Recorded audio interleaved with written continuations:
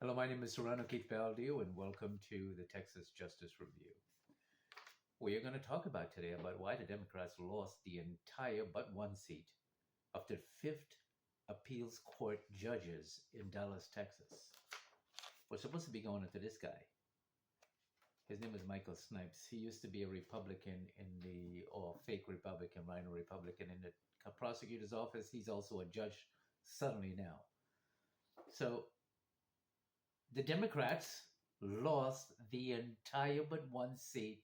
I don't know. I think some woman by the name of Tina, Judge Tina, she was able to switch into the appeals court, but they lost this entire. Yeah, I mean, it was just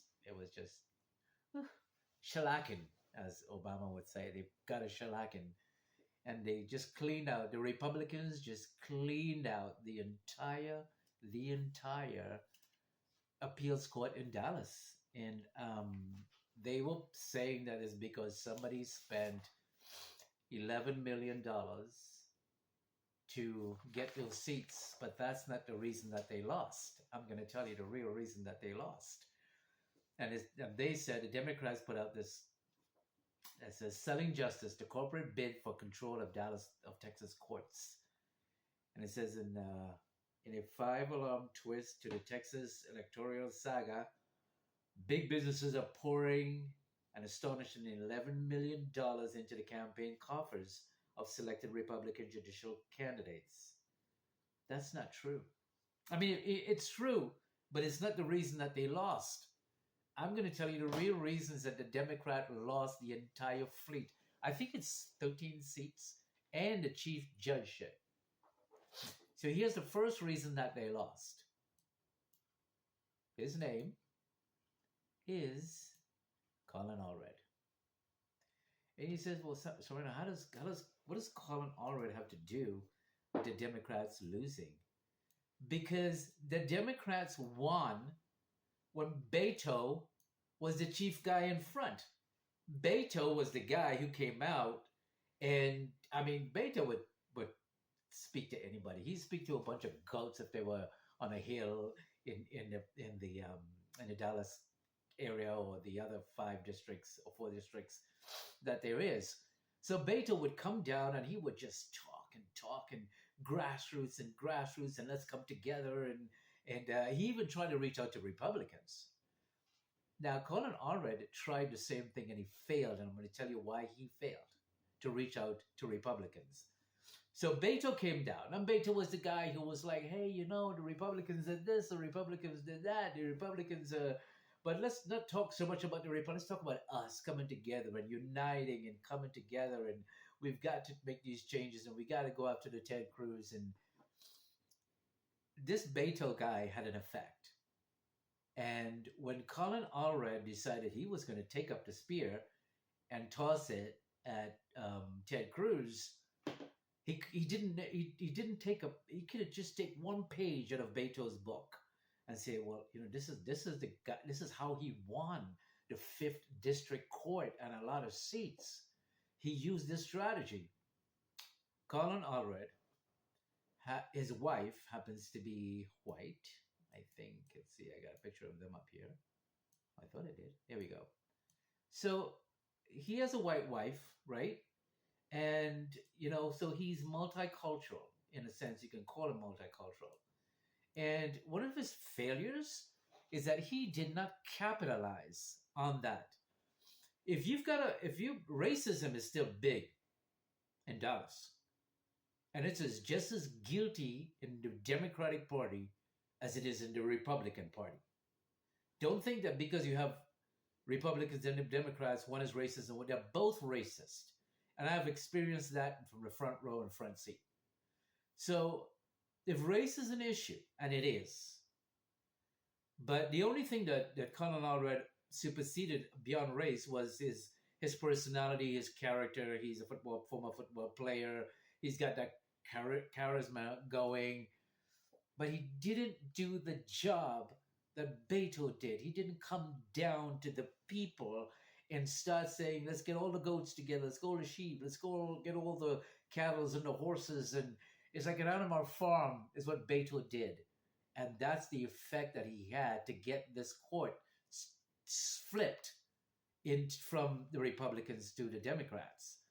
When Colin Odred took over, he's a charismatic guy. He figured, well, I'm going to be charismatic. I don't have time to go down and grassroots. No, that's what Beto did. That's how he flipped it. And in order for Colin Odred to keep it, to win, he had to keep this seat as a pillar. He had to keep grassroots as a pillar to get the Ted Cruz that he wanted. And he didn't do that. He had no pillar. This was his pillar.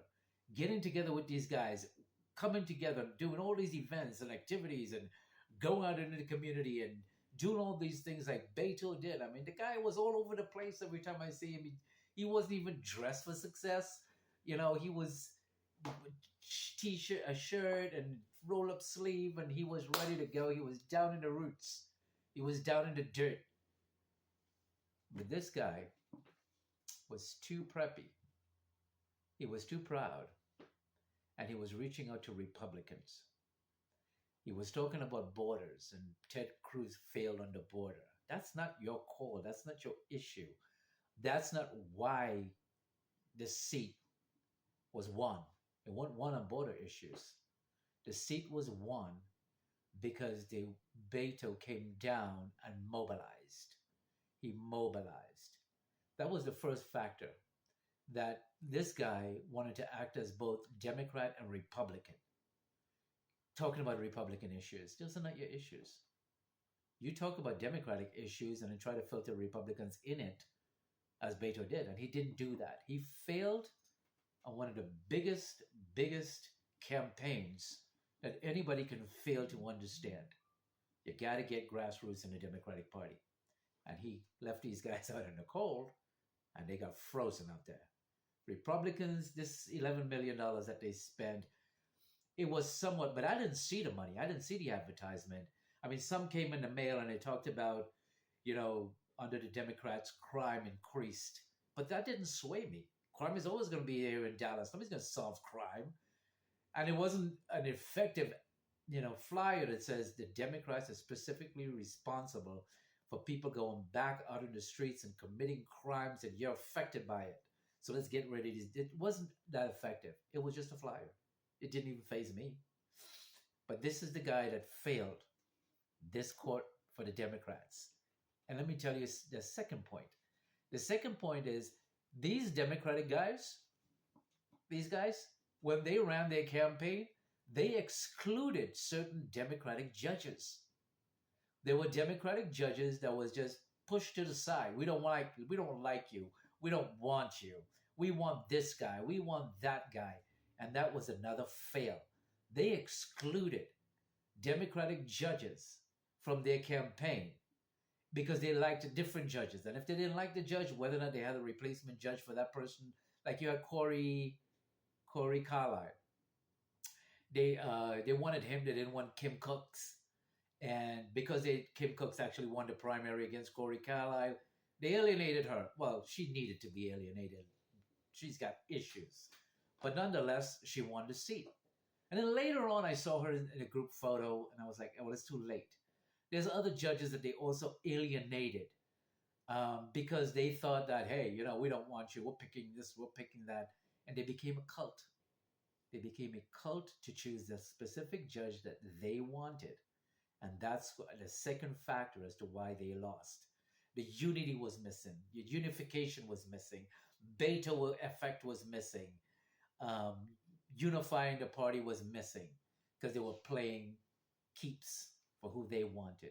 They became a cult. They became, I choose. And that's not how you win a race like this in Texas. You get everybody in the same room, whether you like them or not. You're in a fighting team. We don't like you, but you're a fighter. Let's put you on the team. And that's why the Democrats lost. This guy didn't do his job like Beto did to get these guys elected. And the party itself alienated other judges, and the Democratic Party were being pick and choose. And that's why they didn't have a unified front to go after the Republicans. It wasn't the $11 million. It was their own personal failure to unite. This is Serrano, Texas Justice Review. Thanks for watching, and bye for now.